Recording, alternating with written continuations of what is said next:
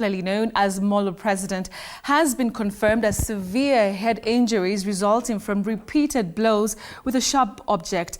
The autopsy conducted by the government pathologist Dr. Johansen Odwar revealed that the injuries led to a fractured skull and excessive bleeding. Otieno, who was murdered last Saturday by unknown assailants, leaves behind a legacy of activism amid calls for justice for his brutal killing.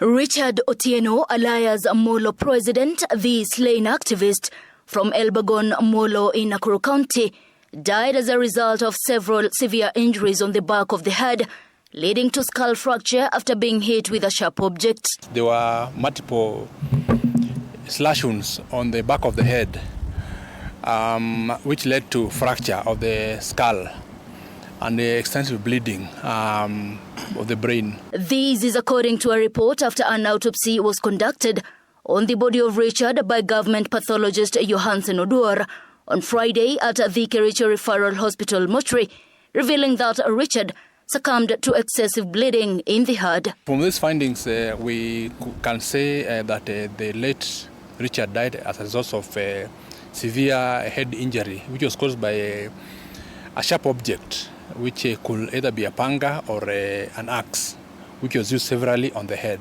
Speaking at the Kericho Hospital mortuary, Odwar revealed that the deceased had also sustained injuries to the front area of the skull, adding that Richard's arms and face showed signs of bruising. There were also some slashing on the frontal area of the skull, though this one did not fracture the brain, the skull, and there were also bruises on the face.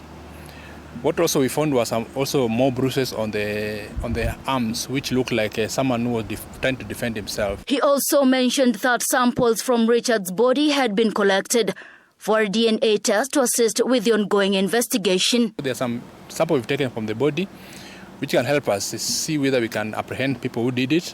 Their fingernails for DNA. We've also taken samples for toxicological analysis, to find out if there's something which was given to him to slow him down prior to him meeting the assailants at the place where he was. Richard's family lawyer, Rosalinda Wamaitha, accepted the pathologist's findings.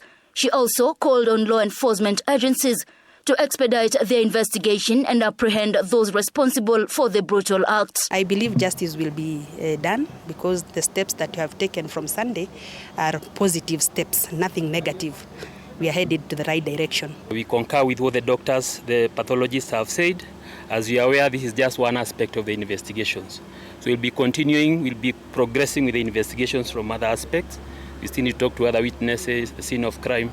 So the investigations continues, and we hope eventually we'll get justice for Richard Otieno and his family. Richard was a well-known activist and government critic who was mercilessly murdered by unknown assailants on Saturday while on his way home in Elbagon, Molo sub-county.